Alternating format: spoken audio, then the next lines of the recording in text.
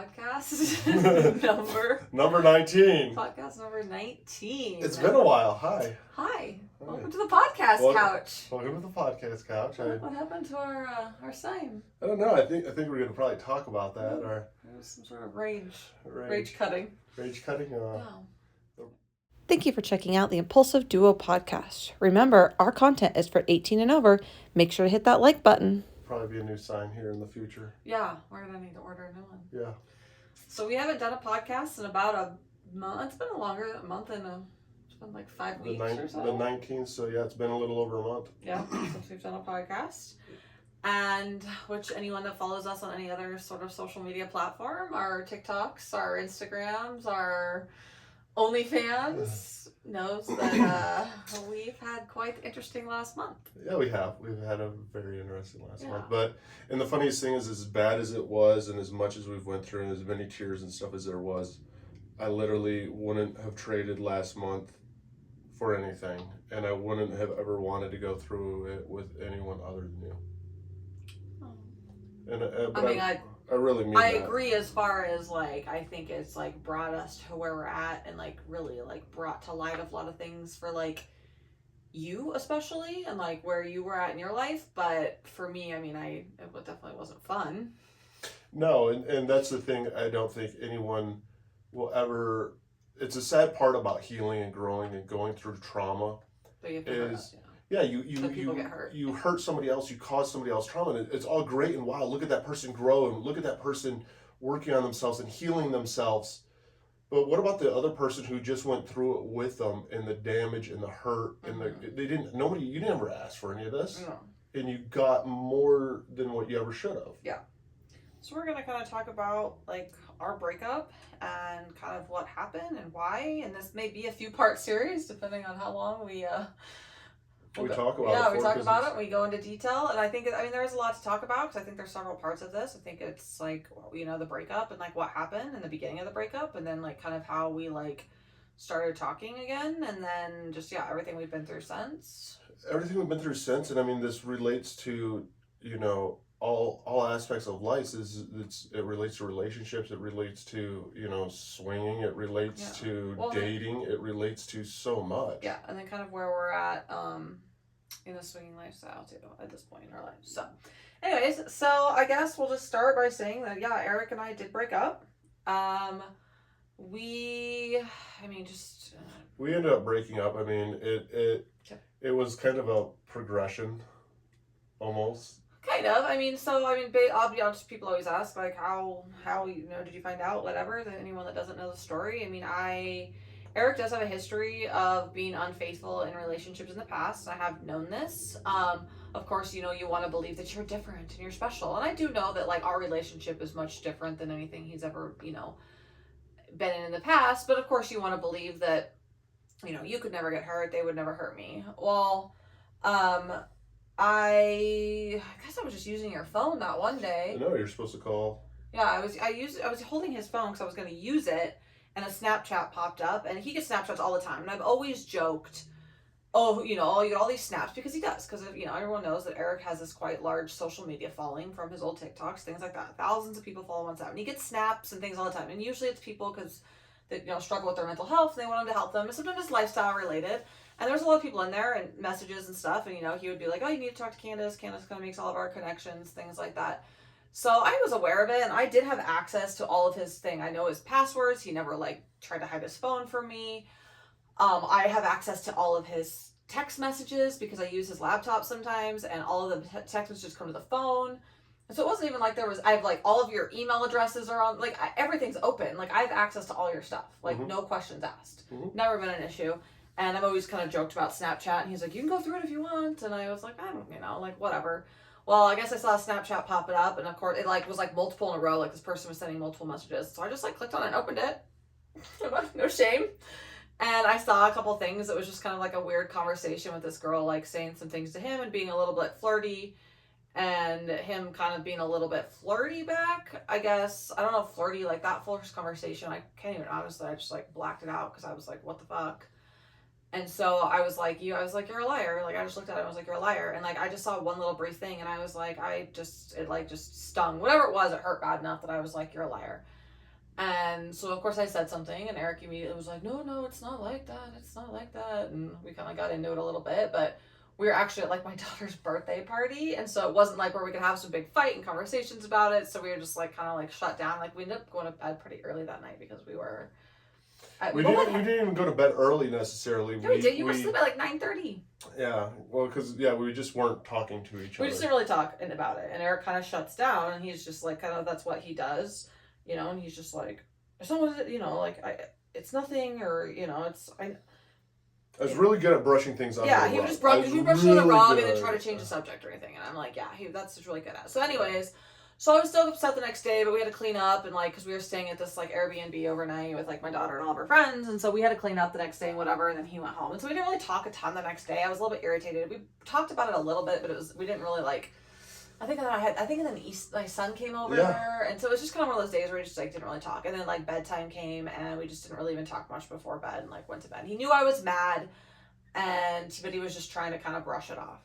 Well, I couldn't sleep that night, and so I was like, you know what, am I, like, kind of overreacting? Was it just a one-off thing with a girl he knows, and he was being kind of flirty, funny, or is it something that, like, is something going on? So I decided to go through the rest of his phone and his Snapchat, and so I was up, like, 1 a.m., and I got into thing, like, I wasn't hacking, I wasn't being crazy, I knew the passwords. But even then, it's not like, and that's what's, I think, is funny, because our relationship always has been, and it is even still now, and always will be, I'll hand you my phone at any given time. Like, I really, like, that's my relationship with you. That was the relationship I always wanted with somebody, and that's when you already know you have an issue. Is when I look back and I was like, man, my ideal relationship is to be with somebody where I don't have to hide my phone. Yeah, you always said that to me. That was, like, a huge deal to me. And, like, you have access to all my stuff, and if you don't, like, I'll give you the password. I have nothing. Well, I knew the passwords. Yeah. I knew the password because you even changed the password to your Snapchat, and it was, like, the password that we use for, like, everything. Yeah. So I decided that I was like, I'm just gonna go through it, and he was sleeping, and so I just went through his Snapchat. And I found some things that were definitely not appropriate for a relationship and for everything we stand for in the lifestyle, and things that were hurtful and lies. I mean, he'd been lying to me about people, because don't get me wrong, I knew that girls would message him sometimes or send him a nude, and that was the weirdest thing, is that sometimes girls would message him and send him, like, inappropriate photos or whatever, and he'd, like, either show me or tell me, or I'd just be like, whatever, like, girls are, you know, like, just randomly.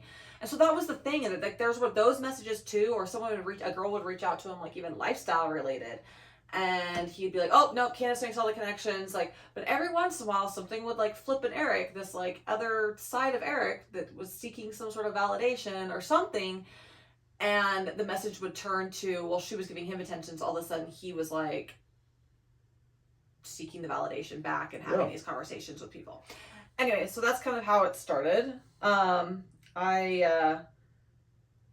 Before I woke you up, I changed everything. Yeah, I changed. So I immediately just, like took a deep breath, and I was like, hey, what are we gonna do? So I changed our passwords to, like, because, like, obviously, like, our YouTube, our TikToks, our email address, everything that we share together, you know, Unicornlanding, like, everything. I changed the passwords and logins to everything. But I immediately was like, fuck you. We've built this life that is now a total lie. Everything we stand for, everything we preach in the lifestyle, everything is a lie. And I was just like, fuck you. So I blocked you on everything. Not blocked you. You changed the password. Changed the password. And then I woke you up.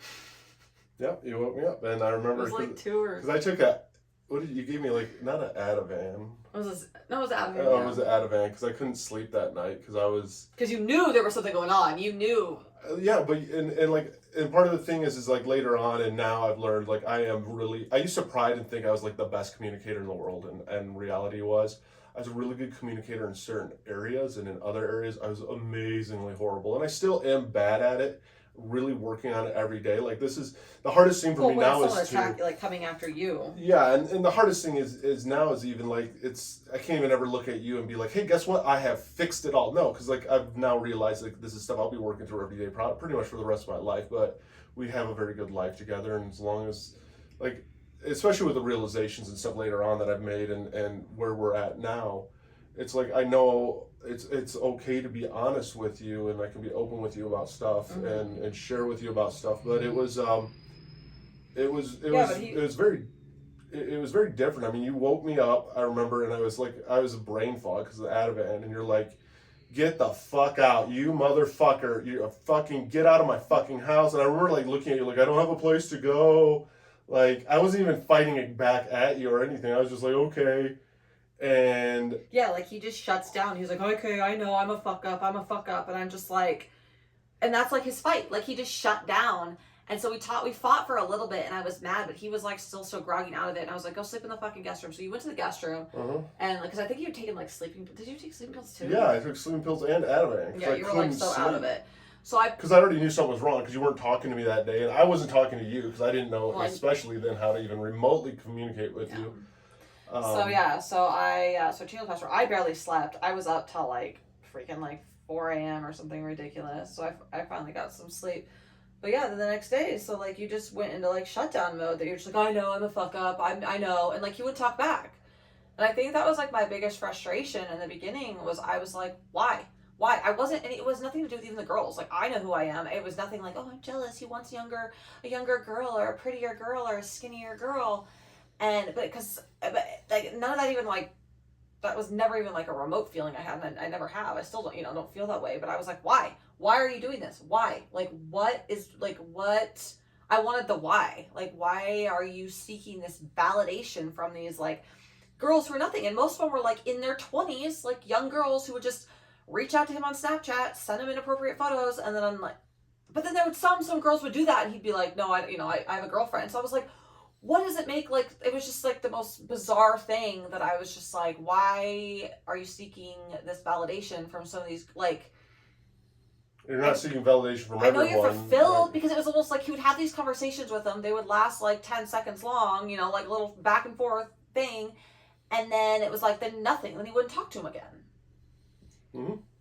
And so I think my biggest frustration, I was just like, why are you lying? And so I was just so angry, and he just went into shutdown mode, and he wouldn't even fight back, and he was just like, I'm a fuck up. This is what I do. Yep, I fucked like. I don't even remember what you like. No, that was pretty much, yeah, you're like, get the fuck out, and I did normal me shutdown mode of, you're right, I'm wrong, I'm sorry. Poor me. Like, what do I do? That was the worst thing, and I realized now, like looking back, like with childhood trauma and all that stuff, of why it became because if you remember in the very beginning, it was like, well, what do I do? What do I have to do? What should I do? It was asking you that, and like looking back, it's because that's how I was with my mom. Like, okay, what do you want from me? Like, what am I supposed? Like, what is it? But not knowing how to communicate that, of like, I know I did something wrong. Like, what do you want? Like, what part of the conversation do we start at? Any actual working like, through it? I'm like, I want to know why you fucking did it. Yeah, like take accountability for what you did, and I'm like, oh, okay. So I got onto TikTok, and I made TikToks that were half-ass, dance around me thinking what accountability is TikToks, and literally it's me, oh, well, I'm a screw up, I'm a fuck up, and go into poor me, poor Eric mode. And it made it worse because I had learned and I had become really ingrained with realizing, I realize now how I kind of like, not kind of, but how my childhood and everything had changed me as a person, and how I was, and what I needed to work on. But like, I stayed in the guest room, and then that was the morning I woke up, and the weirdest thing too, is the first thing I did is I checked Facebook, and you had marked you were single, and it said I was in a relationship, and your profile picture was always a picture just of you, just recently. Yeah, it's been us in the past, but recently I didn't change my profile. No. Mine was a picture of us, and so I saw that, and I was like, I guess we're broken up. And he like got mad, like he was like, well, you put yours as single, so immediately changed his profile photo, and I'm like, wow, just single. You hurt me, and like immediately, that's the first thing you do in the morning is like, oh, I'm single, delete the picture, and it's just a picture of Eric now. Poor Eric, look at Eric. Mm-hmm. I was like, I was so mad. And it was like everything just was, and it was like fueling it. It was fueling my anger. Like I was just so angry. So angry because I wanted, I don't even know what I wanted. I wanted you to acknowledge it and not just, oh, I know I'm a fuck up. And I'm like, but why are you a fuck up? Like, what? Like, and that was the hardest thing though, is it's like, and I will say this for anybody who ever goes through something like this, it's hard, and I'm assuming it's hard for women too, not just for men, but like for me, it was hard because like I knew there was an issue. I mean, we did a podcast like, have we ever cheated on each other? And yeah, but that was way back in the beginning. Right. That one wasn't really. But when we did that one, like the events and stuff that had occurred through it. Remember in February, and this is the thing, like, thank God, like, everything kind of led up for a reason. I remember in February going to her and, like, I think I kind of have a problem. I kind of got on this kick of maybe I have some, like, childhood trauma, and unfortunately went to... abandonment issues, that's what yeah, I was like, I think I have abandonment issues. Because it was after we had the little, like, spat or whatever in February, or no, January, and you were like... Are you a female, 18 and over, interested in the lifestyle? Come check out unicornlanding.info or download the app on Google Play or iOS today. I don't know why I reacted that way. Like, I really, like, think I'm afraid of you abandoning me or something. Yeah. Yeah, like, I knew there was the conversation. I knew there was a problem. I don't know what the problem is. Like, I know there's something not right in my head. Not sure what's not right in my head, but I know something's not right in my head. And, you know, that's where, you know, I have to take... I take responsibility, and like I did a little bit of work towards it. Of like, I went to my psychiatrist, who I shouldn't have necessarily went to. I should have went to a psychologist, and I was like, hey, I think I have a problem. I think, and I'm all motivated. I set up like 10 appointments with him every single week because I'm like, I really want to work through this. And he refers me a couple books, and he wants to prescribe me meds, and I'm like, this isn't addressing it. And then I, just like everybody else, and I'm sure. And just how I've always been in life, okay, I start to lie to my therapist because I'm not going to be honest with him because you're not helping me, so I'm just going to lie to you. And guess what? I'm going to therapy, honey. I'm working on this. And I don't want to take the meds that you're giving me because I know that's not the problem. I don't know what it is, but maybe I'll just figure it out on my own. Well, he tried to give you. Then you were like, he tried to give you some med that because you said you had COVID. We got COVID. COVID, and then he was like, "Oh, you're having brain fog from having the COVID. Here, take this like antipsychotic." Yeah, he gave me an antipsychotic, and he then was like, "What? What does that have to do with anything?" Like, an SSRI and stuff. And so it was like Eric had said SSRIs make me depressed and suicidal, and then he gave him one. Yeah. And so it's very bizarre. And so it was like I knew there was a problem, and that was the big thing. Is you were like, "Why did you do this? What's And I'm like, I don't know, and I didn't even know how to even admit to it. I didn't even know how to admit to it because I went into panic mode like I did every time I was a kid, and I'd get in trouble with something. Yeah, it was like he was in trouble. Like you were all of a sudden like following me around, like sad, like poor me, like what do I do? How can I fix it? And I was like, be a fucking man. Like I was so, like, yeah, I wanted the acknowledgement, and not that you weren't like denying what you did, but it was like you weren't acknowledging like what you did. You were just acknowledging that you had done something and messed up, but you're like, okay, what can I do to fix it and make it better? And I'm like, what? That's not how it works. But and see, I was raised that, and that's a hard thing, is like, be a man. And she said that a few times, like, be a man and stand. And it was like, now I can actually admit, like, growing up, I didn't really know what it was like to be a man, or what a man should be, or what a good human should be, because of the examples set by my parents. Because anytime that they ever fought and stuff, they never fought in front of me, so I didn't understand. I don't understand conflict, and I'm learning it now, and the healthy sides of conflict. But it was like, okay, I made a mistake. How do I fix it? What's the solution to fixing it? Not as in, hey, this is probably a really big thing that we should dive into and really work on. Yeah, or just like, I mean, at first I was like, there's no way we're going to work on it, but I just like wanted some explanation. Like, you were done. You were done there for a little while. I was like, get the fuck out. Like, and it was so weird because and that's the other flip side of it, is that's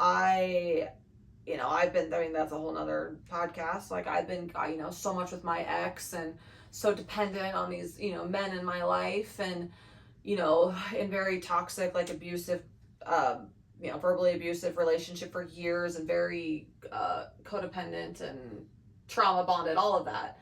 And so, but like for the first time when I like kicked Eric out, and I was like, I felt so strong. I was like, I don't fucking need you. I don't need anybody. And honestly, it was like weirdly such a good wake up call for me too, that I was like, I'm okay. I could stand on my own 2 feet. It was really eye opening for both of us on both sides. It was, because like for her, I'd been through this before many of times. I realized later on, and through therapy and stuff, that this was a very big repeating cycle throughout my entire life, since my late teens. This was a repeating cycle that I always had done. And so I'd always started from scratch. So for me, it was like, okay, this is what I need to do. I've been here before. This is what I need to do. Instantly started looking for a job, looking for places and stuff like this.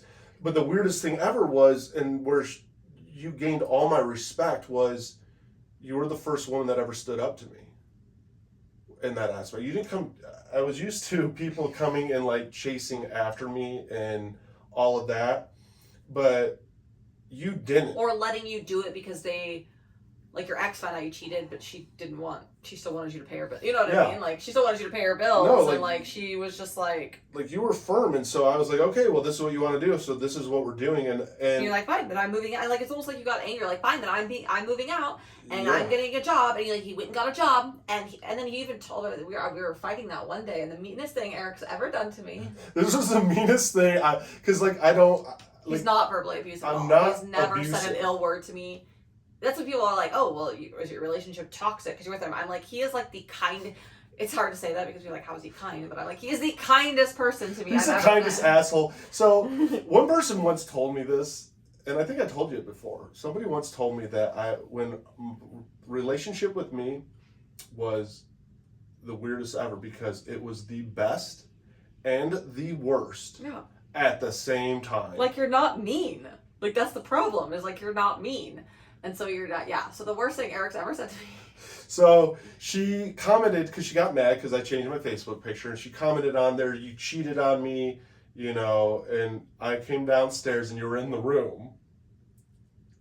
And I looked at you and I was like, you're being mean.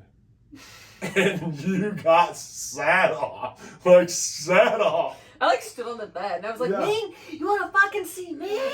And I started screaming. I was like, mean? And it was just like, it's like you weren't I was so mad at you. I wasn't, and that's the thing though, is I never grasped it and I never cared to grasp it. But it came down to, I've never had anyone in my life, except for one other person that wasn't family, that had seen and heard me for who I was. And then for that to be yanked away, not because you killed yourself, but because you were strong enough to stand up for yourself, is what started to really wake me up, because I didn't want to lose you. I didn't want to lose our relationship. I didn't want to. Well, and that's what was so frustrating about it too for me, is I didn't either. And I was like, we had a whole life plan. We've built this business and this, our social media platforms, and we had all these trips planned and life, a future we were planning and building, and we had talked about emotional marriage. Where I'm like, wait, I didn't want my life. It's not like, oh, our relationship's having a bunch of issues and, oh yeah, I kind of want to break up. Should we break up? Things like that. No, it was just I'm happy. And it was the rug was just yanked out from underneath me. So of course I was just in this emotional roller coaster. And so that weekend I kicked you out. So that was that happened Wednesday. Tuesday night was a blow up. Wednesday, then you kicked me out. I couldn't find a place, and you're like, you can stay here for a couple days. I don't want you here this weekend because the kids are here. I remember that. And so I just kind of went off on my own thing. Yeah. And you went to... So I knew I had a problem, and I didn't want to lose her. And so at first I'm like, shit, I default back to, okay, I'm an addict. I need to go to AA. Yeah. And so then I'm even hey, he's an addict. Is this not a sex addiction thing? But it's an attention addict. Like you're jumping to another form of addiction. That's kind of where it started. Mm-hmm. And because I went that route because I knew that there was a problem. I just didn't know what the problem was. And it was weird because every time her and I would talk, I would listen to what she said. I wouldn't give her, and that's the thing, is I felt in some ways guilty because I was getting a lot out of our conversations and she wasn't getting anything back from me out of our conversations during this time. And looking back at it, I didn't know how to communicate any of it. I didn't know how to talk about any of it. I would get done talking to her and I would be remotivated because there'd be these aha moments. And she communicates the way that registers in with me of that makes sense. It gives me something to now actually kind of process, work through, and go, this does actually make sense. Because I knew you truly loved me. And so this stuff that you were saying wasn't out of spite, it wasn't out of hurt. It was you trying to get your answers, but you were giving me answers, but I wasn't even to the point that I could give you answers back. And so I ended up Thursday started looking for places, started looking at places, avoiding you. Like that was the worst thing ever is I avoided her a ton. And it was out of respect. Because I'm like, I said, get out. Yeah, and you didn't want me around. And like but your stuff was still here, so it's like... yeah. Yeah. And so I would try to talk to you. And like we would talk for like an hour and you'd be like, what? And I'd be like, okay, she isn't forgiving me, whatever, so I guess we're kind of done. Yeah, it's almost like you'd get irritated that you're like, I'm not forgiving. And I was just like, it was just this cycle. It was almost like making it worse. Well, it kind of, I mean, look at our sign. I think it kind of made it worse. So I remember on Thursday, I was looking around and you're like, I need you out of here this weekend and you need to get out of here by Monday. And so I was and in the meantime, like it wasn't just like, sorry, not to interrupt, no, but like just like in the meantime too, we also had our social media friends and real life friends jumping in and giving their 2 cents. And we found out that there was a few people that were almost like pitting us against each other, would say things to me and then say things to him and like try to like almost act like they were better friends with him. And like it was just, there were some other people that got involved too, which was also clouding our judgment. And then we were fighting about other people because then it was like, oh, this person said this person about you, and I'm like, oh, well, that's funny, they're saying this about you. And then but he's still talking to him. I'm like, oh, so you're taking their side and not my side. Like it was almost like we're like starting to let these people, like social media, people that don't even know in real life, like some friends, quote unquote, and then also a couple, like a real life friend, kind of get in the way of like our emotions too, and like play into it. And so we were like, I was getting more mad at you because I thought you were like hanging out with one of our friends who I thought was also my friend, but found out she said some things. Like it was just like, it was just a toxic message. Yeah. You don't realize how toxic people are. Like the best friend I had, he let me stay at his house on his kid's bed for 2 nights. And when I was talking to him, he was the best friend ever because he never took a side. He never looked at me and was like, dude, you didn't fuck up. Like, dude, it's not your fault. Why is she being so crazy? Never once said that. In fact, actually was like, dude, you messed up, bro. Like, I think it was like, hey, whatever you do, you're my friend. Mm-hmm. But it was never like, oh, fuck her, it's all her. He even looked at me and was like, dude, that you messed up, bro. Like you messed up. And I think that's what we really realized, like even some of the friends and stuff and the people that we were allowing to be in our lives, the true friends and the true people that actually like have mean something to us, were kind of like, man, are you guys okay? Obviously people were everyone's like, oh, we're on your side, Candace. I'm like, Eric's on my side. Like that's what people realize too. Eric was also on my side. Like, Eric fucked up. I didn't do anything wrong.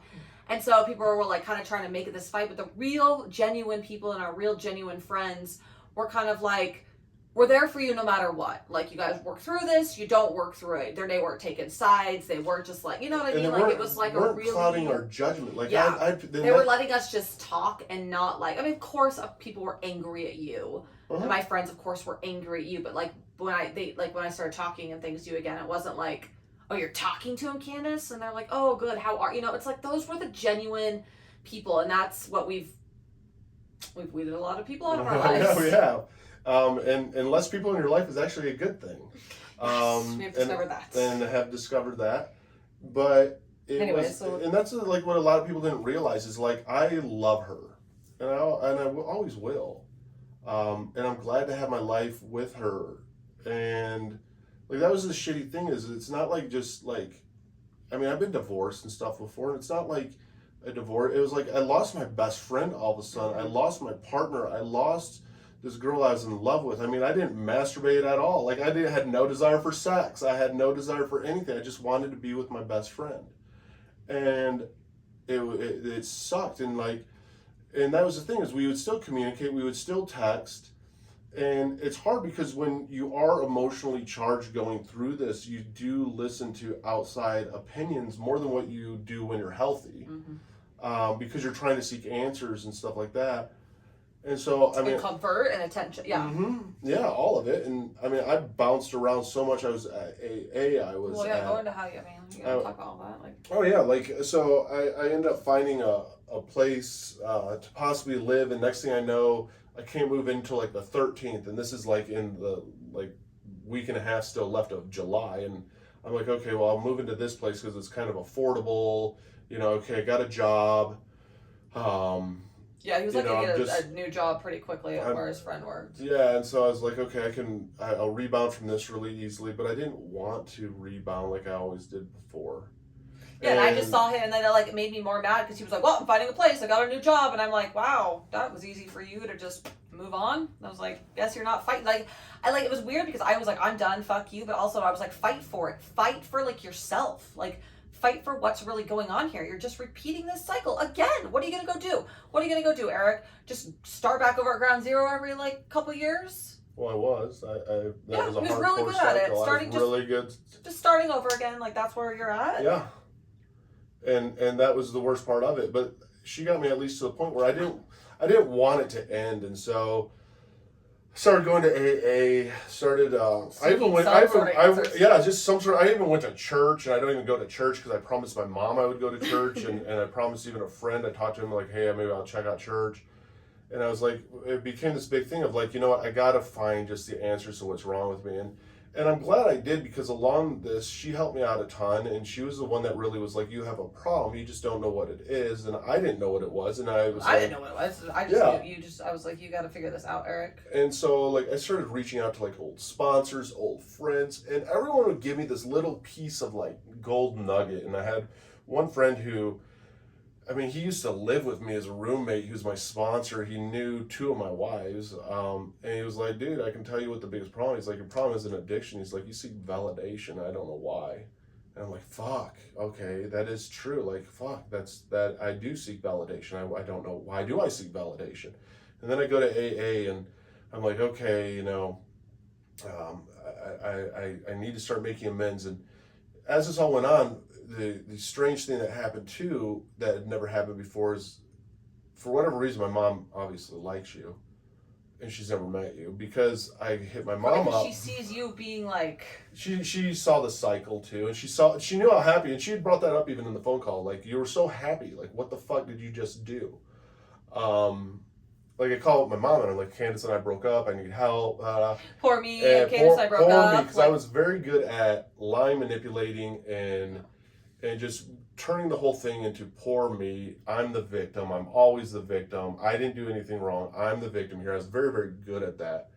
And especially your mom. Oh yeah, and my mom finally called me out and told me to go fuck myself. So I have Candace breaking up with me, telling me to fuck myself. My mom telling me to go fuck myself, and I'm like, yeah, there's obviously an issue. You're like, whoa, and what's the common denominator here? It's me. And it was funny because like, you know, she sent me some money and stuff, and I was like, you know, I got to call her up and apologize to her. And I started making this big thing of like, you know, I at least got to start righting some of my wrongs. And so I started apologizing to people. And it was funny because like even one of the friends I called, he's like, are you doing your amends calls? And I'm like, no, this isn't an amends call, so this is an Eric call. And I apologized to a couple of my friends.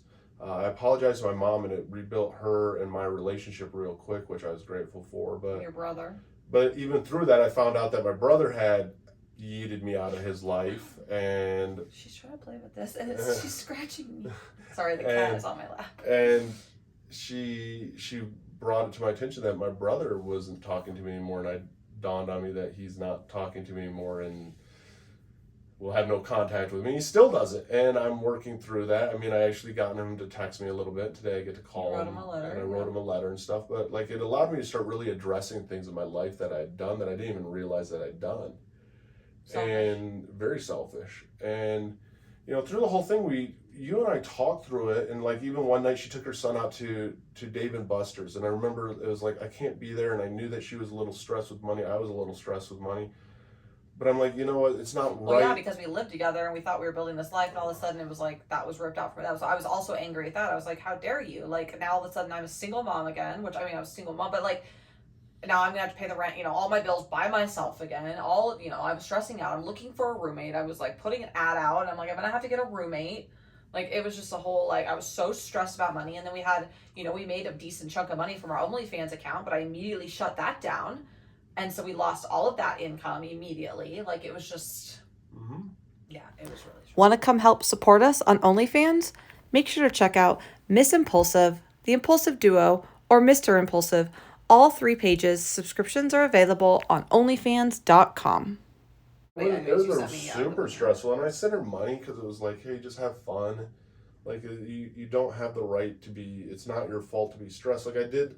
Like I knew I caused her so much hurt and harm that wasn't hers that she asked for. That I wanted to help in any way that I could.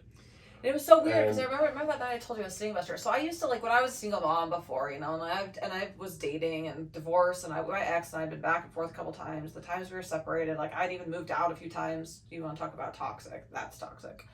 But I just remember, like, I was always felt this really uneasy feeling. Like, I felt like a bad mom. I felt like I was really, like, failing my kids. And I would have this really unsettling feeling. And it's almost like when I was with my kids, it was worse. Like, I would, like, feel guilty for, you know, them being there, and I'd be stressed, and I'd be worried about looking at my phone, and I don't know, it was just this weird, I can't even describe it. I can remember the pit feeling in my stomach. But that weekend that Eric was gone, and he was staying at a friend's house, and I kicked him out of the house, and I had my son, and I had both my kids, but my son and I went out to Dave & Buster's, and I remember just sitting there and just being obviously very angry and hurt about with the whole Eric thing, but also very, very at peace with who I am and the life that I had built, and the business that I am building, and the mother that I am. And it was the first time that I looked at myself and I was like, okay. And I was like, I'm fine. I was like, I don't need him. Like, I was like, I don't need anybody. Like, I'm okay. I looked at my son and I was just like, there was none of that weird stress, pit of your stomach, anxiety feeling. Like, I felt so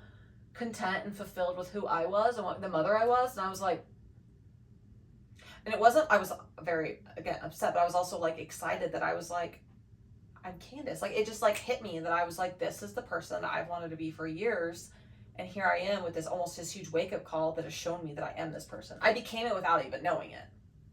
You're welcome. Joking.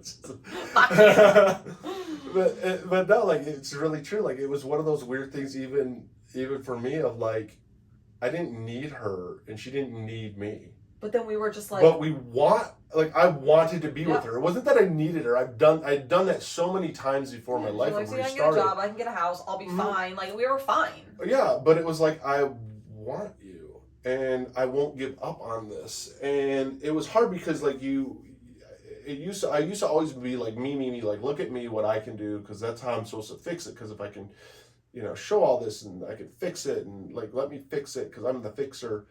And, like, I didn't want to share with her even a lot of the stuff that I was trying to do in my personal life, just to work on myself, to better myself, and to right myself, because, like, I didn't want it to be the me show. And so it was hard because, like, I wanted to tell her, like, things that I was doing or things that I started realizing and stuff, and I couldn't share that with you. Yeah. Like going to AA and, like, all the stuff you were dealing with there, and the people that you had met. Yeah, because I mean, and then his 5 year, and like, it sucked too, and I was also angry because remember, like, I wasn't really paying attention to dates. He didn't tell me that day until after, but I found out it was his. Well, that day was a unique day. Yeah, that was Monday because we got through the weekend, and her and I were talking, and I had my kids all weekend, so I was very distracted. I kept myself very busy, very distracted. Went to a friend's pool. You know, like, kept myself very busy. So I was like, I'm fine. Let my son sleep in, you know, my bed with me. So I was like, I'm fine. I'm distracted. And it was weird, too, because, like, I had to come over and get clothes. And, like, I wanted to do nice things for the kids and stuff. So I'd show up here with coffee. And you're like, Dutch Brothers. And, like, I wanted to do just genuinely nice things and just be nice. And you and I would talk. And then I have a teenager. And so she knows what's going on. And she's just, like, disgusted, and I'm like, she hates you. And then then he's like, because they have such a close relationship, like, they adore each other, and so he's just like, she hates me too. Oh yeah, like, I never even told her. Well, and I didn't really say anything to my son. I was a little bit cautious about that because he is younger, and I wasn't like, oh, Eric's bad or mean. I was like, because he even asked sometimes, like, where's Eric? I'm like, oh, he's staying at a friend's house this weekend. Like, I was like, we kind of got in an argument, but, you know, sometimes adults do that. I didn't want to go into too many details with him yet, because I didn't want it to be this, like, big, like, dramatic thing in case we, you know what I mean? Like, I was just, And even with your, like, her daughter, like, I mean, I went and I apologized to her because I felt like I had to. Like, it was what was right. And I didn't even say anything to her about it because it wasn't to show anyone, like, it wasn't to be like, hey, Candace, guess what? I apologize to Sailor for being a shitty human being. It was yeah, like, I didn't know. She's the one. like, I did everything on my own just to be like, okay, is my heart good? Am I doing good? Am I a good person? But you and I even talked, like, we'd get pissed at each other, but we would talk back and forth, and it'd be like, I remember I would talk to you, and I'd be like, oh, it was a really good talk, but then I'd get mad because, like, nothing good came of the talk, per se, because I'm sleeping on a kid's bed, and I'm not with you, and, yeah, and so we would go through the whole weekend, and I end up, it's Monday, so I can't stay at my friend's anymore because his kid's coming back. And you'd already stayed at another friend's house one night. Yeah, and so... on their couch. And so I end up going and I get a hotel room. Because I found then a friend that was going to let me stay with them for a while until I could get I could move into the place that I was going to move into. But it was like an hour away. Yeah, it was like 45 minutes away from work. I was like, eh. And that was Monday, and Monday was unique because that was my 5 years of being sober. And this is when I really realized even how toxic, friends and people in your life can be when they're really not on your side, or they're really not rooting for you as a couple or care about you as a couple. And I remember I was kind of distant from her because I didn't want to tell her it was my 5 years because I didn't want to do that. And I knew it was coming, but like again, the date, there was a lot going on. So selfishly, I wasn't paying attention to the dates. There was nothing selfish about that. There was nothing selfish about that. But then I was also, after all this, I was extremely angry because I was like, that 5 year was like something that was important to you. And I was all excited. I'd never been to AA with you. I was really, really proud of you. We'd had lots of conversations. And I was like excited to be a part of it with you. Mm-hmm. Yeah, I wanted you to be a part of it with me. But it wasn't meant to be. That year. So that Monday, I'm like getting ready because I'm like, okay, my big goal that day was I know that there's a problem. Like I really had identified that there is a big problem in me. I don't fully know what it is. I'd gotten a number for a therapist, so I'd set up a therapist appointment. It was like a week out or something like that. Or no, I had set up a therapist appointment the previous week and it was the next day. So I had a therapy appointment. Yeah, it was Monday. I had a therapy appointment Tuesday. And I went to AA and my biggest goal was I wanted to tell everybody that I was a fuck up and that I was struggling and I needed help. That was my big goal. And I'm really like focused on this because I'm like, okay, I'm going to admit to myself and to everyone fully that I got a problem. And I'm on the phone with my friends. One of them who's now real religious. I was like, I just need you to keep me accountable so when I'm done with this, I can at least say, hey, I did this. And during this whole process, I'm like amping myself up. Like this was a big deal for me to really just honestly just be like, I have a problem. I need help. And to ask a bunch of strangers, will somebody in this room help me? And I'm filling up with gas and we were texting a little bit. And then you texted me and you were like, you can leave your stuff here until you find a place. And I was like, I don't. Like I had most of me was like, get your stuff the fuck out, get it out. Like he'd piss me off, and I'd be like, come get your shit out. Like of course, like we do. And everyone's like, oh, you're being dramatic. Like yeah, I was allowed to be dramatic and throw a temper tantrum. Yes. Yeah, you were. You were allowed to be upset. Okay, we're all human. Like I was pissed. So I was kind of like, we were like, I knew he was looking. Like things were that morning. We were talking a little bit, and I kind of had a glimpse of like I could, for the first time, I kind of could hear the pain in his voice. It was a different sort of not poor me. It was like I heard it. And I knew he was like genuinely trying to like figure shit out. And so I was like, just keep your stuff here. Because I was like, get it, before I'd been like, get it the fuck out. But I was like, just keep your stuff here until you can find a place. Like, come, because he was like worried about getting a storage. Oh, you were going to go put yourself in. He was going to go put a bunch of shit in one of his friend's apartments or get a storage unit. And I was just like, oh my God. Okay. I was like, just fucking keep it here. Like, hear the like desperation almost in your voice. Well, because we were, through the text at least, because like we were texting, because we never talked on the phone. I kept trying to get her to meet me and talk with me, and she wouldn't.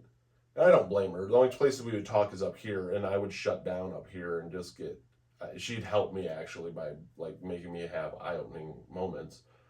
But you'd originally done get your shit out of here by like Sunday, and then you moved it a day. And then I was supposed to have it out by that Monday night, yeah. Monday by 5, and I'm like, I don't know how I'm gonna do this with fucking AA and all this. And so you had texted me I could leave my stuff here for a while, and I texted back because I'm like, I don't know what to do. I'm not all there. I'm not good in the head at all at this moment. I'm just like, I don't know if that's really a healthy boundary for us to have. And I'm going to my meeting, and that probably wasn't the best thing to text you. Yeah, because he goes, well, I don't know if that's really a healthy boundary for me. And I was like, you're not even, like, I literally just finally opened, that was like the first, like, nice, kind thing I was doing during all of it. Like, I was like, hear the desperation in you. And I was like, just keep your stuff here. Like, let's not disrupt the kids. Because it was TV off a wall, all of that too. So even selfishly, I was like, just leave your shit here until you can find a place and let's, figure this out. And it wasn't like I was like saying you could stay, but I was like, your shit can stay, like the big stuff, until you like find an actual place to put it. And you were like, well, I don't know if that's such a good idea. And I was like, here I did, like, finally it was like offering some sort of nice help, and you came back, like, you were like, and we also had a friend during all of this who had kind of been like, had said some things. Almost instigated. It almost instigated a little bit of like tension between us. And he wasn't texting me back, and I knew he was going to AA, but I didn't know his meeting his meeting wasn't till later. And I actually was like being willing to talk to him right now, but I didn't realize he was going to the meeting then. So it was total lack of communication. And then she's like, well, why can't you call me? I'm like, why can't you call me right now? I'm like, I'm going to my meeting, and you're like, oh, so your phone's broken now, and you can't talk now? That's bullshit, Eric. And I was like, all you've wanted to do is talk, and now when I'm finally willing to talk to you, like, you're choosing something else over me. So I thought he went out. I thought he was with this friend, this girl. Remember? Yeah. Oh, yeah. No, later on. That's like the first thing through my head. I'm like, I didn't even register that that's even remotely what you would have thought. So that day, that's when my kids were gone. I like thought he was like out, and I didn't think it was like cheating with this girl. I really didn't even think anything like that. I was like saying some rude shit. I was like, you guys are perfect for each other, because I was mad at her too. It was more like I just thought he had like in that moment chosen to like sit and have a conversation with her about things versus like having a conversation with me. And I was like, no, fuck you. And that's when I threw the biggest tantrum, and I went on my like cutting rampage. And I was like, on a live stream. I was on live. Oh, you weren't live? No. Caitlin said it was like live, or you said something on a live. I sent a picture. Oh. See, toxic. Yeah, no, that's how toxic so-called friends can be. I would never do that live. I nicely cut this, and everything he'd ever given me, I cut up, and I made a nice, because I knew he was coming to get his stuff later that night, and I made a nice little pile on the bed for him of every letter he'd ever given me, everything, and I left this nice and sliced, so when he came to get all of his stuff, and I threw all of his shit into a box that was in the office. And I was just like, and I just like went on, and I was like, I'm done. And that was the first time I had like cried, like just, like I'd been upset and like cried a little, but it was just like, it had like finally like the pain had hit, like the kids, my kids were gone, like I was home alone. Like when he said that he didn't want to keep his stuff here anymore, I was like, oh my God, he's already over it and moving on, which I was just a mess. Yeah. And little did they know, where were you actually? It's actually at my AA meeting and going to my AA meeting, and then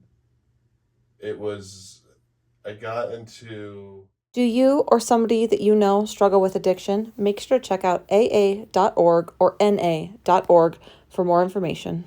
I went to my AA meeting, and I was like, okay, I can't look at my phone. I ended up asking for help, and got myself an AA. You look at one of his TikToks, that TikTok that he posted that day was the first real emotion I had seen on his face. And that was the least fake emotion. That's the real, and people will ask like, oh, he does his TikToks, oh, he's being fake. That TikTok right there was the most genuine emotion. And that's the Eric that I know on that TikTok right there. And I was like, there it is. It was that TikTok you posted that day. And I was just like, that's where we've been looking for here. Okay. Yeah, and I got asked for help, and I remember I kept blowing people off on my 5 year. But you got up on the, you got up in front. Yeah, I ended up talking and sharing, and I'm like, I got my 5 year chip, and I'm like, the fucked up thing is I'm 5 years and I'm worse off than I was when I was an addict. And I was like, I need help. I'm repeating this cycle. I'm still sober, but I'm repeating this cycle still, and there's something wrong and I need help. And so at the end of the AA meeting, they always would, sometimes at certain meetings will be like, hey, raise your hand if you're willing to be a sponsor, and this guy did, and I went and started talking to him and started, he took me on as his sponsee, and after the meeting, he's like, here, let's go outside and talk, because they're shut down, and he even brought it up because I would just blow off what my 5 year sobriety was, and he's like, no, you have a right to be proud of that. You're sober still. And I'm like, well, it isn't that big of a deal, That's to me what being a man was like. Don't really acknowledge it, like that's just how it should be. And then I brought up that my wife's suicide, my dad's suicide, and my birthday, and he was like, dude, you got some massive fucking trauma that you got to deal with, dude. Because they're like, oh, sorry. And they're like, no, man, like, somebody says sorry about your wife killing themselves. Just say thank you. Like, be okay with somebody just saying that to you. And because I was never okay with that. And I was like, shit, I really do have trauma. I really have a lot of trauma. Holy fuck. And I talked with my mom. And I remember I was driving, and then you were like, don't ever talk to me again. Get your shit out of my house. We're fucking done. Because I had texted you then a little bit later on. And that's when you were like, I am done with you. Like, fuck you. And I started texting you. And like, I was like, this is fucked up. I remember I was sitting at a Jack in the Box Chevron in one deal when I got that text, and I'm like, fuck. And I'm like, fuck, where do I go? And I have these like places that I'll go that make me feel good just being there. And I remember I started calling you, and you finally picked up, and you're like, what? And it was the first time that I'd gotten you on the phone. It was the first time I'd spoken to you for a couple days, really, phone-wise. Oh, that's right, because that's what pissed me off. On Sunday night, I spent the night in that hotel. And that was the night that you're like, oh yeah, Swinger Society said I was, knew I was single. I was like, yeah, I'm just going to go start hanging out with a bunch of swingers. I was like, I'm going to be a unicorn. I'm going to go hang out with I was just like, everyone knows I'm single now. I'm getting all these messages, and he's just like, I was just so pissed that we were texting that night. And so that day... Sorry. I hope it hurt. Oh, it did. And I knew it would. I mean, that's why I said it. And Monday, that day is when I first finally got you on the phone. And I broke down on the phone with you. And I have never heard Eric break down and cry. Like, I'd seen you cry a little bit, but the cry where it was like genuinely crying. Like, hyperventilating, like crying, hysterical. Like, I didn't have words. I just sat there like silent while you just like sobbed and just talked, and I was like like my mouth just like dropped. Like, I didn't have the words, and I was like, there he is. Like, there's some emotion. Like, real emotion. Like, real holy fuck emotion. Like, it was like so eye-opening to like, yeah, like even me, I was like, wow, okay. This is the Eric that I've been yelling at for the past 5-6 days, trying to wake up. I was like, there he is.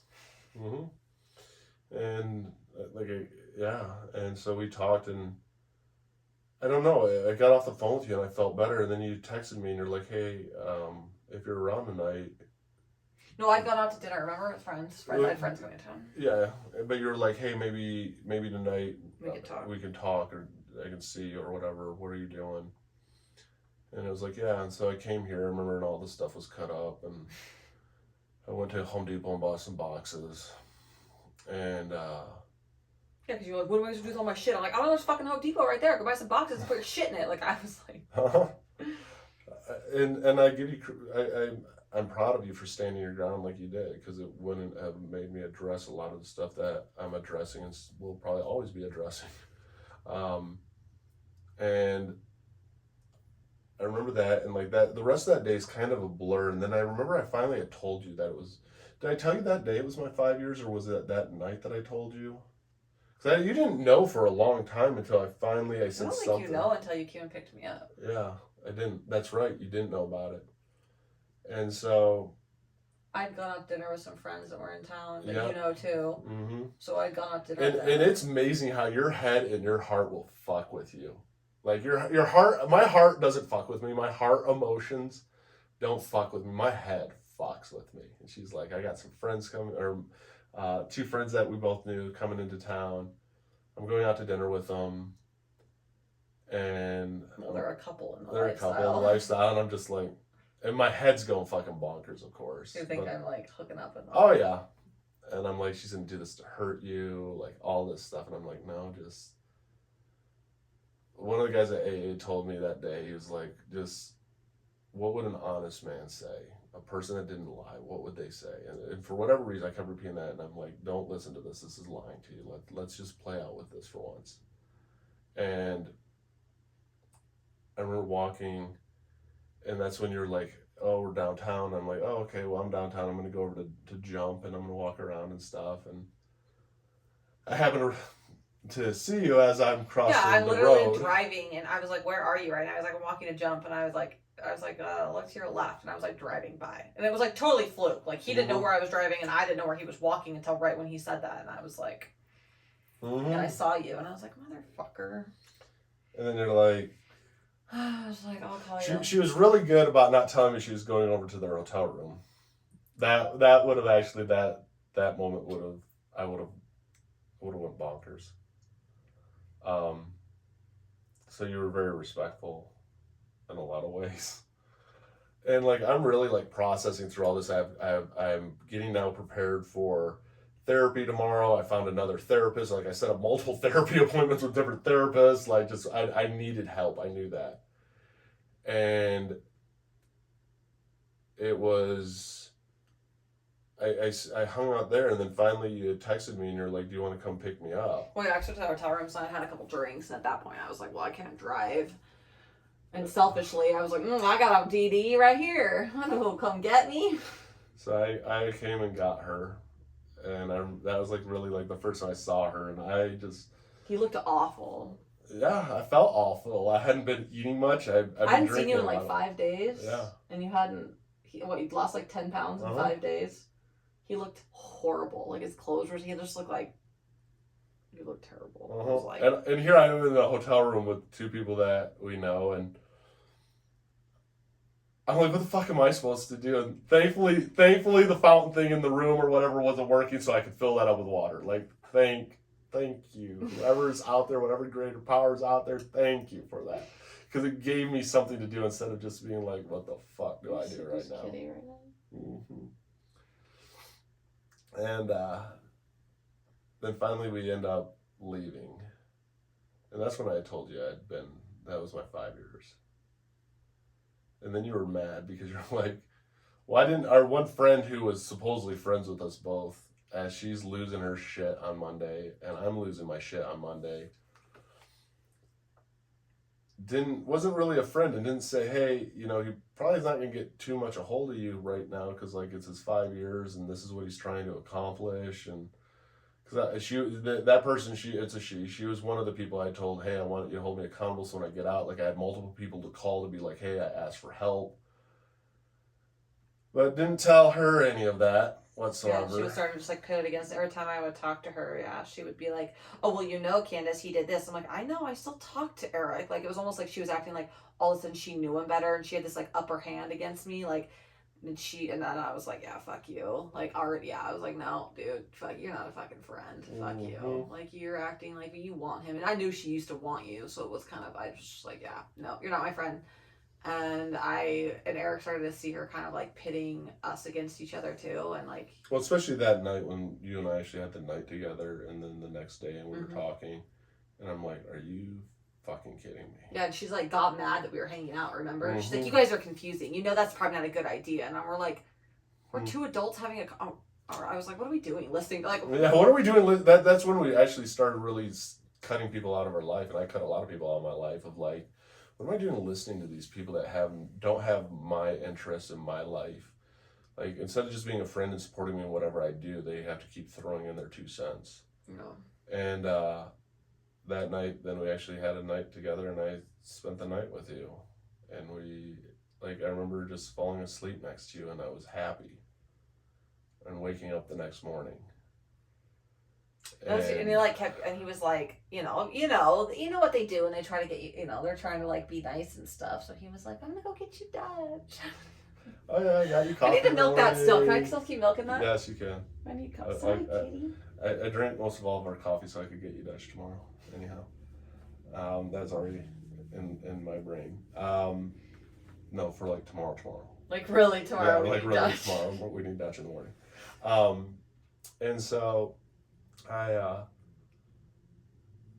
still had my therapy appointment, but her and I started finally talking, and it was constructive talking. And I told her, and I started telling you like I have a problem, and even then I didn't know, and I was like, hey, I have therapy and stuff today, and like we were still very distant in a lot of ways with each other. And then I had my first therapy appointment. My big thing there was I have to be honest with my therapist. And it was the most honest I'd ever been with a therapist, and it was the most rewarding therapy session I'd ever had in my entire life. And I'm 40. At that time, I was still 41, but in 41 years, I literally have been in therapy since I was 13, on and off. Was the first time I actually got out of therapy and was like, oh my God, I had notes and I had books I could read now, and I had tools. And I'm like, I literally saw kind of like a light at the end of the tunnel, and everything I kept bringing up, she could dissect it and just be like, no, it doesn't work this way, and this is actually how it works, and here's why you're feeling this way. And all of a sudden I started realizing, like, yeah, I do have childhood trauma. Yeah, my wife's and my dad's suicide did fuck me up. Holy shit, my mom fucked me up this way, and this is why I've had this repeating relationship. Like, and I remember even on the phone with you, like I was just so excited of just like my brain hurt, like of just so much of like I can't fix myself overnight, but I can go through a process and really start to become a better human being. Well, and address like the reason, the whys, yeah. and why were you seeking this like attention and validation from other people, and and why do I keep? I know, and then people are like, oh, and then we deal with so much of the drama, on social media, and people are like, oh, he's just gonna do it again. He is who he is. I'm like, okay, well, you don't sit here with Eric every day and talk to him, and like, I know Eric. I don't care. I've literally had people on TikTok tell me they've known him longer because they've followed him on TikTok longer and they know him better than me. I've lived with the person. I see the good, the bad, and the ugly. I can see through bullshit. I'm a pretty smart fucking person. I can see through his bullshit. And that's why I like sitting there and hearing all this and talking to him and hearing him be very vulnerable and all honest and open. And it was just like, and then people are like, why do you take him back? Why? And I'm like, girl, that's like a fucking 2-hour podcast, probably. Like, I'm like, really? Like, you have no idea the depth of the conversations and the emotions and the things that we've been through. You know what I mean? I was like, yeah, it was a lot. Like the hours of talking, you know what I mean? I was like, that's not really something I could just answer. Like, oh, he's just changed. Eric's just changed and he's not going to do it again. He's sorry. I'm not fucking stupid. That's why I hate when people treat me like that, like on social media. Like, I'm not fucking dumb. And if you do hurt me again, that's my own, like, then I can be mad at you know what I mean? I'm like, what? All these strangers on the internet that don't know me or know you, like, genuinely know you, like, they don't really have like a right to have an opinion about it. I mean, people could give their opinion, but yeah, people don't know. And that's why I don't because I know who you are and the conversations that we've had and things that I've seen. And that's why you're here. That's why I'm here. And right, I'm here. You're my best friend. And sometimes it's more than just, oh, I took my boyfriend back because I'm toxic and I'm sad and lonely and I need him in my life. No, he's also my best friend.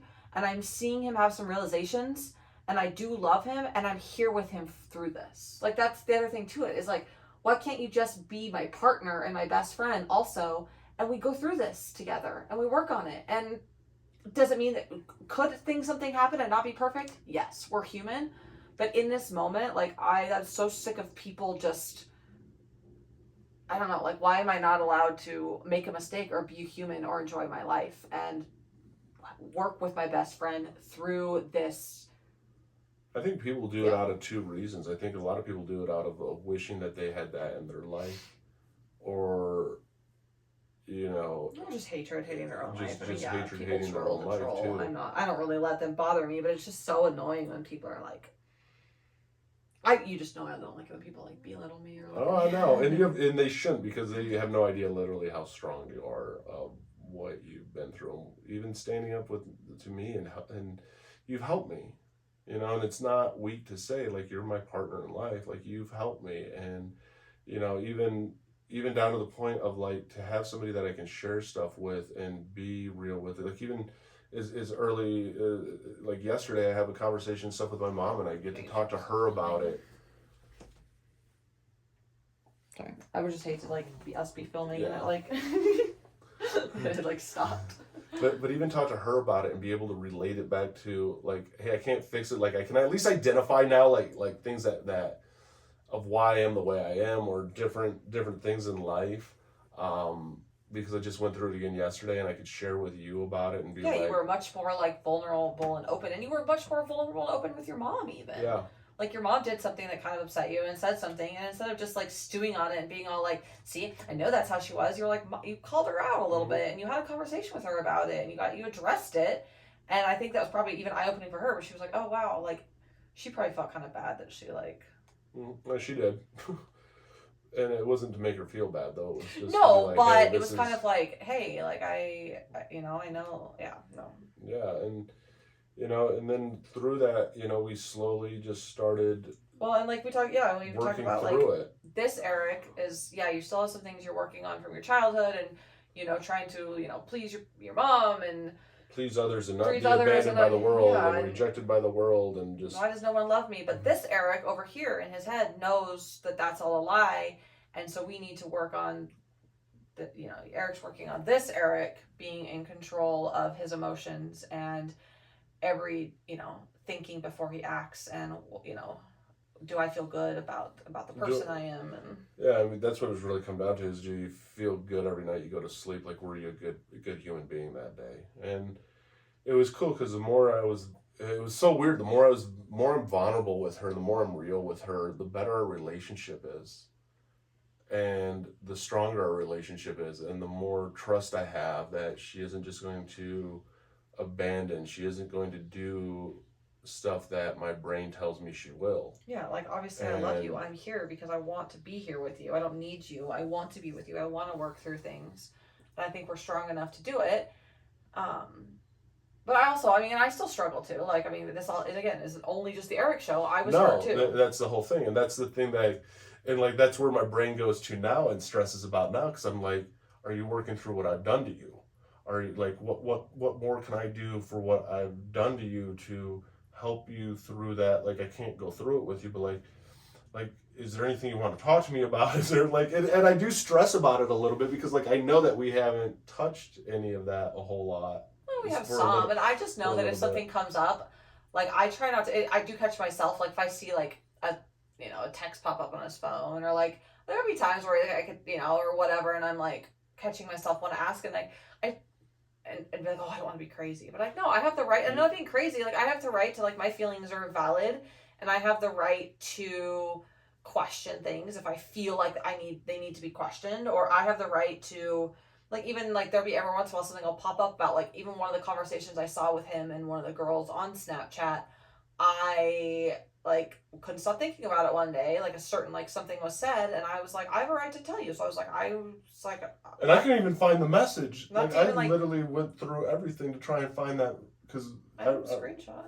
Huh? I haven't screenshot it. No, not those messages. Remember the one day where you're like, what did she ask you for, a selfie or something like that? And I'm like, huh? Because I didn't, and I like literally was going through all my messages. Oh, no, I'm not talking about that. I'm talking about one of the messages on Snap. And I was like, like, I just feel like, so my feelings are valid. And I'll throw out little jabs here and there to just be kind of funny. But I think it's also my way of, like, processing and protecting myself. And he allows that. He's not like, oh, are you just going to get over it? You're just going to keep holding it against me? Because it's not like I'm just, like, continually doing it. But he's like, that's valid. Your feelings are valid. Like, do you want to talk about that? And if it takes our whole relationship of everyday work, like, I'm more than willing to do it, because I want to be with you. Mm-hmm. And that's the thing I don't think people get, is that when you want to be with somebody, there's no time frame to it all of a sudden. Like, I used to always live life by a time frame. Mm-hmm. And with you, it's not a time. If she's not, like, if it takes her a week to process this, or if it takes her 10 years to process and go through this, I'll go through it with her, because I want to be with her. It's not, I don't need her for anything. I want to be with my best friend. I want to be with the person I have the most amazing sex with. I want to, you know what I mean though? Like, yeah, that's a lot of things you think about after you separate. You're like, fuck you, I don't need you. I was like, I'm just gonna go off and be a unicorn and be single. Look at all this attention I was getting. Like, it was great for like 2 days. And then I'm like, wait, no, I like my partner and my best friend. And I want my human. My human. And our sex life is great, and like just everything. I'm like, wait, and then my kids love you, and I'm like, that's not fair. I'm like, I didn't ask for any of this. And you didn't, and that's the thing it's like, will I probably drag her into a couple of my therapy sessions? Yeah, I probably will. It's probably inevitable. It's probably good though. I mean, I would love to go. I don't, because it's like, I realize now what therapy is. It's not there's no quick fix to any of it. It's processing, it's understanding it. And then it's coming up with the knowledge to when those repeating habits and situations start presenting themselves again, because they're always there, of how you react and how you handle them differently than what you've been always doing in the past. And that's the thing, like with her, like I've noticed like the differences now of like I don't really want attention from anyone. Like I don't really care for attention from anyone. It's kind of annoying. When I get attention from anyone besides you. Yeah. And I find myself aggravated with stuff now that I was never aggravated with before. And I don't know why that is, but there's things that, and it comes around to, the swinging lifestyle. We were gung-ho all about this whole lifestyle, and we got to be active in this lifestyle, and we've been active in this lifestyle. We know what this lifestyle's about. I mean, we believe in it, but if it's done for the right purposes, and I think, like, I like women, that's how we initially got into it, and then it's like, oh, well, maybe we want to explore it. It's hard to just find, single women, explore the other side of it. And it was never like, we've never ever, people like, oh, is it lifestyle related? Oh, will you let him do this? Nothing we went through was lifestyle related. Absolutely nothing. Would have been maybe even worse, probably if we weren't, or the same. Like, none of it was lifestyle related. Lifestyle people, we've never had a bad experience in the lifestyle as far as like physical like experiences we've had. We're still friends with everybody. Nothing weird, nothing bad. Like, we've actually been very, very fortunate in the lifestyle.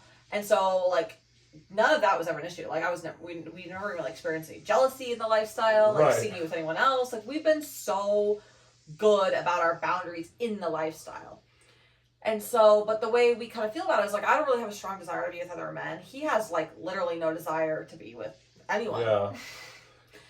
And so it's kind of like this thing where we're like, yeah, I still like women, and like, I make content with a friend, and you were there and filmed and stuff like that, but it's kind of like, we're not going to say we're not in the lifestyle. We're lifestyle advocates. If it's done for the right reason, allows people to explore their sexuality, it's fulfill fantasies. Like, if it's done for those right reasons. And there's even parts of the lifestyle that we like. Like, I like it when we have sex and we're watched. There's certain parts of the lifestyle still that, people always think that, swingers, it's all about just swapping. Oh, because you want to, your man's not enough for you. And I'm like, that aggravates me more than anything, because I don't feel the need to be with another man ever again the rest of my life. I'm totally content. Mine is, I like women, and so sometimes it's fun to play with women. And be like, well, why are you with a man? Still like a partner, still love him, I still like men, I still want to be with you, but sometimes I like to play with women, and there's other women that like that, so like, why is it's allowed? So yes, we are lifestyle advocates. We will be in the lifestyle. We will, but right at this like given moment, it's not something we're actively seeking at all. We're spending a lot of time together. We're focused primarily on making money and growing our business. We're very busy. And so it's just not, and we have a very busy fall coming up. We have a lot of events, and then my daughter is into her like band competition season. So like, it's not like our main focus of like having to hook up with other people. Like, do we love meeting friends in lifestyle? Do we think it's hot to go to clubs? Do we think it's fun to like, make content? Like, yeah, but it's not like something that we're just like actively seeking at this given moment, but we're definitely not against the lifestyle by any means. This was never lifestyle related. Right, and I don't think that's what a lot of people realize. I mean, the one thing I can say, like the benefits of the lifestyle, like if you truly have a partner that you love, like you can go through deep shit with them easier than you could somebody that you never had some of these really awkward, weird conversations ever with. Eric and I have talked more, and I've had more deep conversations and more real life, real emotions than I did, and also in a very non-toxic way in a very healthy way and a very healthy conversations and not abusive way that I did with my ex-husband who I was with for 12 years. Yeah. So it's, yeah, the lifestyle can definitely be done in a very mature, healthy way if your relationship's in the right place and you're doing it for the right reasons and knowing you're doing it for the right reason. Because that's the other thing too is I still have men. They're like, oh, is it my turn yet? Do I get to hook up with you? And I'm like, that's so disgustingly disrespectful to your wife to me. Like, you're just wanting to sleep with other women. That's gross. So that's a real huge turn off for me. Like, things like that. Like, I don't find that appealing in a lifestyle. And so that's not how our relationship is. It never was. Never has been. No, we even talked about like like we actually like it when couples are like all about each other and stuff. And that was one of the things. Yeah, like when the guys like when you meet a guy, like we've met some friends, like even like when we did the event, like that cute couple, like it's more about wanting us to like have a good time. They're just cool people. No, like like. It's almost like when they're just like the wives are having or letting their wives or even their husbands kind of even like with our other friends who are the guys by like kind of letting them explore their sexuality but they're still really into each other. Like to me that's hot and that's fun and like doing like kind of fun activity together. But so yes, we are still lifestyle advocates. We do believe in the lifestyle for the right reasons. But it comes down to for the right reasons. Even with me, I've realized like a huge turnoff with me in the lifestyle is, I mean, I don't think you're always a bad person. I don't think you're always a good person, but you also can sense kind of where somebody is in life. And, I've ran into a couple guys that just really just turn me away from a lot of everything just because I'm like, I see who you are right now. And and everybody's not who they seem. We've all and I don't agree with that. And we hear the backstories of a lot of what people see on social media. And the truth. Yeah, my thing is do what's in your gut and what's in your heart. Like if you guys are just doing it if you're doing it just for fun and you're doing it because you have spicy time afterwards and it's like cool, like okay, all the power to you. And you're genuinely fulfilling like fantasies together, like that's hot, and you love each other. Yeah, and it's one of those things like it's not about hooking up. I think a cool part of this lifestyle really is the closeness that you can have with your partner and the vulnerability and the honesty that you can have. But it's up to, I think, the people involved to be that.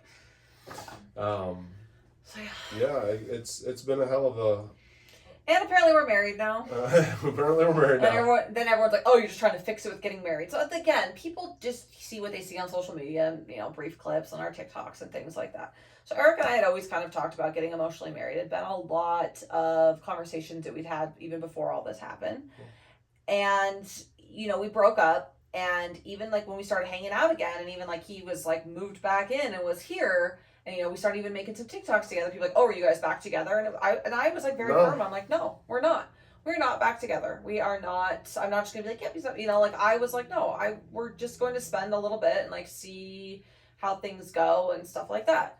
Well, I was like Eric's birthday was coming up in August, and I was like, okay, and we had like a little getaway planned, and we had all this stuff planned already before we broke up. We'd already had like a little getaway planned. We had some concerts. We had like a really fun week.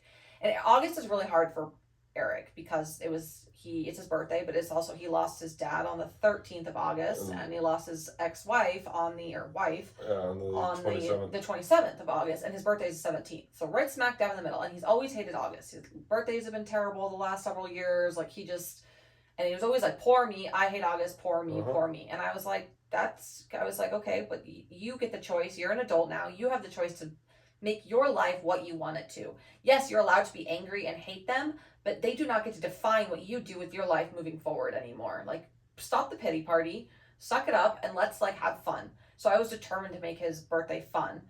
And so I had, so we weren't together, and I was like, oh, well, I'll be cute. Ow! Sorry, the cat scratched me. Well, I'll be cute and ask him to like be with me on his birthday and we can be back together. Like, I was like, oh, that'll be kind of cute because we were, had this little like romantic getaway planned. Well, then Eric, I get out of the shower the week before your birthday. Yeah. I get out of the shower and in the bathroom there's like flowers and like a cute little note that says. It was. I was like, will you be my girlfriend? Yes or no? I will always love you. No, I'll always be a work in progress. I'll always I'll always love you, but I'll always be working on you're me like, too. no, you're like, I'll always be a work in progress, but I'll always love you, or something. That's what it was. I will always be a work in progress, but I will always love you. Yeah, and it was this cute little note. So of course I was like, yes. But I was like, you ruined your birthday surprise. But we'd always kind of talked about wearing rings and being like emotionally committed. And I was like, and Eric really did struggled, and he has struggled with, why do you love me? Why? And like, how could you love me? How? And like. I just accept it now because I still struggle with that. I just accept it now. He's like, how could people love me? He's never like his ex, like, you know, his ex-wife, not the one that took her life, but his ex-wife was like, you know, she was with him just for money or, you know, like comfort, and like he was like, people actually love me. Like he just always felt like he just had to be a provider. He was like, you just love me for just because you love me. Like he has a really hard time grasping that, like that someone could just love him without him providing anything. Right. I had a core belief that I wasn't worthy of love. Yeah. And that was from my childhood even. Yeah, and he had to provide and show his parents, show people that he was, you know, to make a lot of money or do this just to like he had to offer something besides just himself.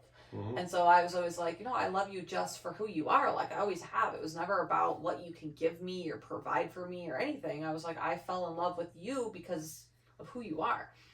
And so, I don't know. I just thought it'd be cute to get him a ring. We had talked about it. And so... I got a ring on a paddleboard. Mm-hmm. And then we got my ring, which we had talked about before. We had even kind of looked at it. We had looked at rings. We've gone ring shopping. Mm-hmm.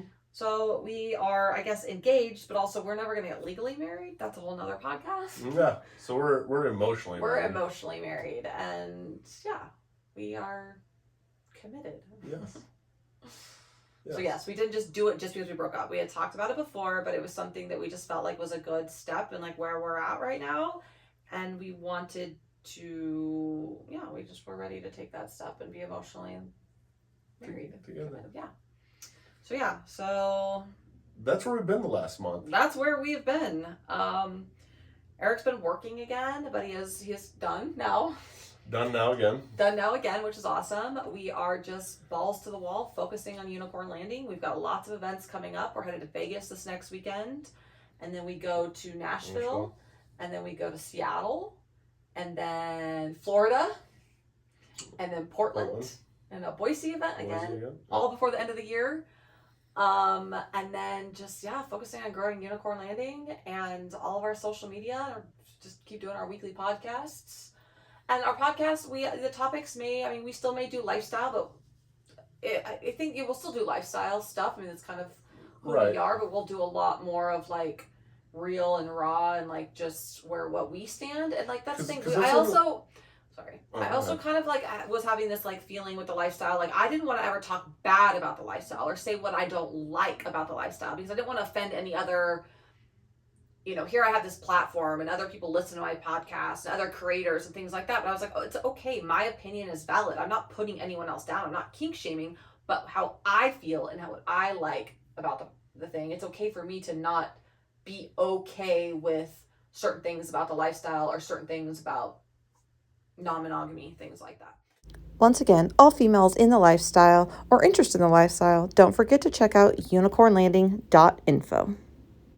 So I think just being more like real and honest about, because that's a hard thing. That was the thing I always had a problem with, and I've noticed now that I can address it and be okay with it. Of like my challenge with this lifestyle is that so many people portray this lifestyle in only a positive light, which there are positive sides to it, but there's also other real sides to it. Well, people also have real lives, real life relationship issues, family issues, kid issues. Like, that's the other thing too, is like we just walk around hunky-dory, like everything is great, but like even though what we're going through is lifestyle related, like it's still a very genuine like relationship issues, and it's good to touch on all of that. And it's good just to be real. Mm-hmm. The more real you are, the more honest you are, it allows other people to even form an opinion of a lifestyle or of relationships or whatever by hearing the real of it, because we as human beings know that there's a good side and a bad side to everything. And that's what I really like, and I appreciate even you of how you are, is you're just real, So, and I've struggled a lot in my life, but I think at this point in my life, I really am, my biggest thing is like really just focusing on being a really good human, being good to other people, being kind, not judging other people. Yeah. Mm-hmm. And that's just kind of where I'm at in life. And I feel like we have the ability to really like be genuine advocates and relationship advocates and be able to help other people. I also feel like we can really make a difference helping other new people in the lifestyle with the realness of it. And it's not just one big party and one big, you know, like click. Yeah, it's not one big click. It's not one big, you know, there's so many aspects in life that I didn't stand for as a kid that was something of me, even in my childhood, that made me proud to be not a clique, not a group. I wanted everyone included. You know, I wanted everyone to feel comfortable. I wanted everyone to feel safe. I wanted everyone to just be able to be who they were. That was what I stood for. I hated bullies. I hated cliques. I hated those groups in school. And respect is huge. And I think there's a lot of disrespect. Others. And I think, yeah. So that's kind of where we're at and where we'll probably move forward with our podcasts and have some fun at the same time. Yeah, we do like to have fun. So yeah, it was probably a two-parter. Podcast 19, part 1, part 2. Is that how you do it? Probably. Yeah. All right. Thank you for supporting The Impulsive Duo. Make sure to check out theimpulsiveduo.com for more.